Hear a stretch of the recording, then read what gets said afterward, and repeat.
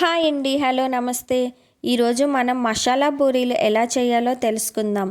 అలాగే ఎన్ని పూరీలు చేసినా ఆయిల్ నల్లగా మాడిపోకుండా, ఎన్ని పూరీలు వేపినా ఫస్ట్ పోసిన ఆయిల్ లాగానే ఉంటుంది. అది ఎలాగో తెలుసుకోవాలంటే వీడియోని స్కిప్ చేయకుండా వీడియో మొత్తం చూడండి.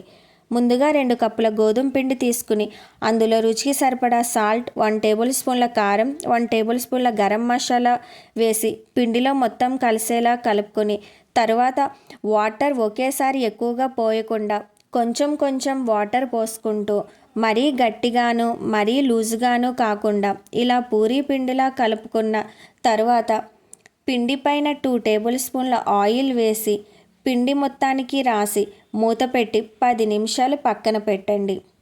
ఈలోగా మనం గ్యాస్ ఆన్ చేసి గ్యాస్ మీద ప్యాన్ పెట్టి అందులో పూరీలను వేయించడానికి సరిపడా ఆయిల్ పోసి ఆయిల్ హీట్ చేయాలి. ఆయిల్ హీట్ అయ్యేలోపు మనం పూరీలను చేయటానికి ఉండలు చేసుకుందాం.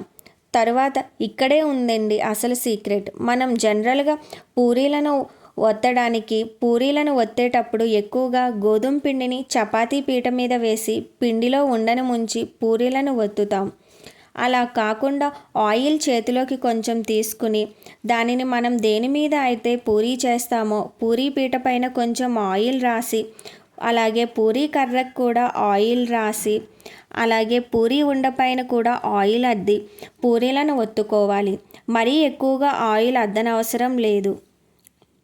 అలా మీకు కావలసినన్ని పూరీలను ఇలాగే చేసుకుని ఒక ప్లేట్లోకి తీసుకోండి. ఇలా ఆయిల్తో పూరీలను ఒత్తుకోవడం వల్ల మనం ఎన్ని పూరీలు వేపినా ఆయిల్ నల్లగా మాడిపోకుండా ఫస్ట్ పోసినట్టే ఉంటుంది. తరువాత హీట్ అయిన ఆయిల్లో మనం ఒత్తుకున్న పూరీలను ఒక్కొక్కటిగా వేసుకుని పూరీలను 2 వైపులా పొంగాక ఒక ప్లేట్లోకి తీసుకోవడమే. తర్వాత మీరు ఆలూ కుర్మాతో కానీ లేదా పూరీ కర్రీతో కానీ మసాలా పొంగే పూరీ తింటే టేస్ట్ సూపర్గా ఉంటుంది. ఒక్కసారి మీరు కూడా ఇలా ఒక్కసారి ట్రై చేసి మసాలా పూరీ ఎలా ఉందో చెప్పండి.